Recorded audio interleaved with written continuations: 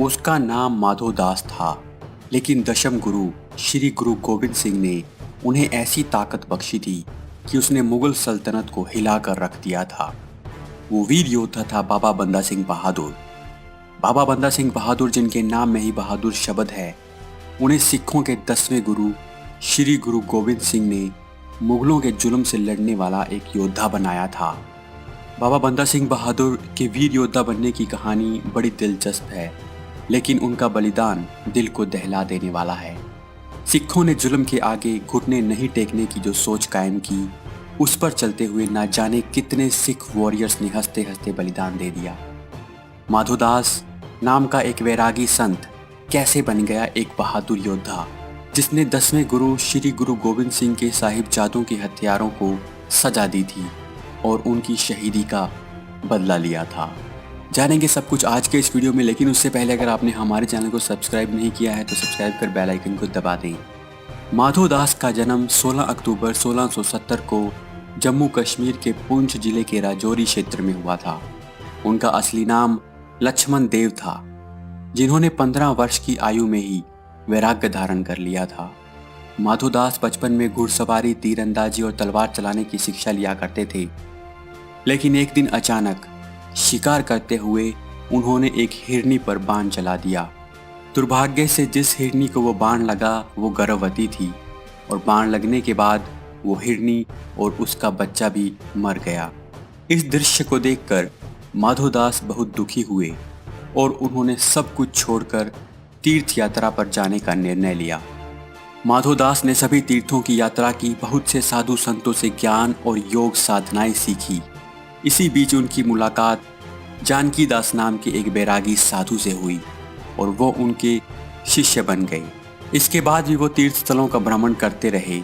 उत्तर भारत में अनेक स्थलों की यात्रा करने के बाद वो महाराष्ट्र के नांदेड़ पहुंचे, जहां वो एक कुटिया बनाकर रहने लगे और ईश्वर की प्राप्ति के लिए ध्यान करने लगे। गुरु गोविंद सिंह जी से मुलाकात 1708 में गुरुजी मुगल बादशाह बहादुर शाह के साथ दक्कन आए थे। गुरुजी को पता चला कि माधोदास नांदेड़ में है। इसके बाद वो माधोदास की कुटिया पहुंचे।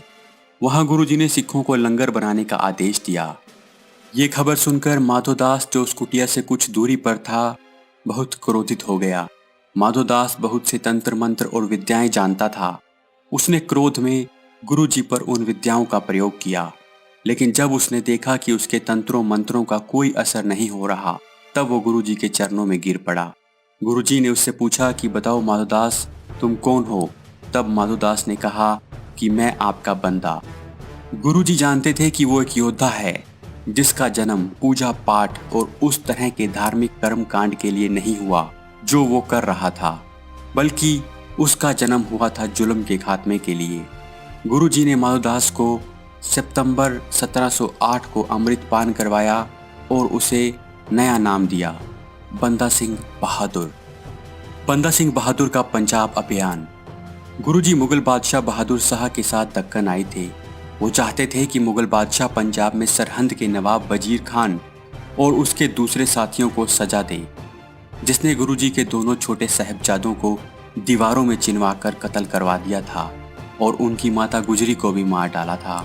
लेकिन जब उन्होंने देखा कि मुगल बादशाह बहादुर शाह की ऐसा करने की कोई इच्छा नहीं है, तब उन्होंने बंदा सिंह बहादुर को पंजाब के अभियान की जिम्मेवारी दी।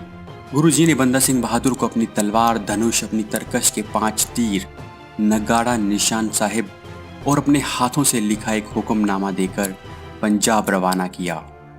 गुरुजी के द्वारा दिए उस हुक्मनामे में सभी सिखों को बंदा सिंह बहादुर के साथ जुड़ने के लिए कहा गया था, ताकि पंजाब में मुगलों के जुल्म को खत्म किया जा सके। बंदा सिंह के साथ 5 हजूरी सिखों को भी भेजा गया, ताकि पंजाब में सिखों को बताया जा सके कि बंदा सिंह को गुरुजी ने ही ये जिम्मेवारी दी है और उन्हें सरहंद पर चढ़ाई करने की पूरी ताकत बख्शी है। महाराष्ट्र से पंजाब पहुंचने में बंदा सिंह को लगभग 1 साल का समय लगा। हालांकि वो 4 से 5 महीने में पंजाब पहुंच सकते थे, लेकिन मुगल बादशाह ने अपने सैनिक उनके पीछे लगा दिए थे, जिस कारण वो छुपते हुए और रास्ते में सिखों को अपने साथ मिलाते हुए पंजाब की ओर बढ़ रहे थे। रास्ते में बंदा सिंह को खबर मिली कि गुरुजी नहीं रहे। इसके बाद बंदा सिंह की क्रोध की अग्नि और अपने गुरु का आदेश पूरा करने की इच्छा और भी प्रबल हो जाती है और वो सरहंद की ओर बढ़ने लगते हैं। रास्ते में बंदा सिंह बहादुर ने कुछ डाकुओं को भी सबक सिखाया और वहां के लोगों को उनके आतंक से मुक्ति दिलाई। सरहंद की ओर बढ़ते हुए बंदा सिंह बहादुर के साथ सिख जुड़ते जा रहे थे। इसी बीच बंदा सिंह ने सोनीपत और कैथल में मुगलों के खजाने को लूट लिया और उन्हें लोगों में बांट दिया। टोहाना में बंदा सिंह मालवा के सिखों को संदेश भिजवाते हैं कि सरहंद के वजीर खान को खत्म करने के लिए सभी सिखों को एक साथ आना होगा। समाना की लड़ाई। बंदा सिंह बहादुर ने सबसे पहले समाना पर कब्जा किया। समाना गुरु तेग बहादुर के शीश काटने वाले जल्लाद जलालुद्दीन का घर था। इसी जल्लाद के बेटे ने गुरु गोविंद सिंह जी के छोटे साहिबजादों का भी कत्ल किया था। गुरु गोविंद सिंह जी को धोखे से आनंदपुर खाली करवाने वाला अली हुसैन भी समाना का ही था।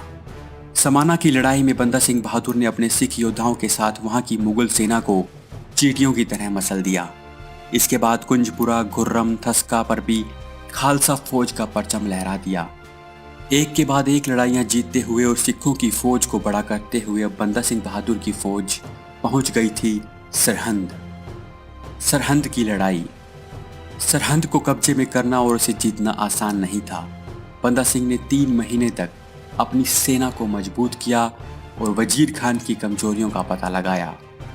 बंदा सिंह बहादुर की आर्मी में सैनिकों की संख्या 30,000 से 40,000 तक पहुंच गई थी, लेकिन बंदा सिंह के पास हाथी, घोड़े और बंदूकें नहीं थी।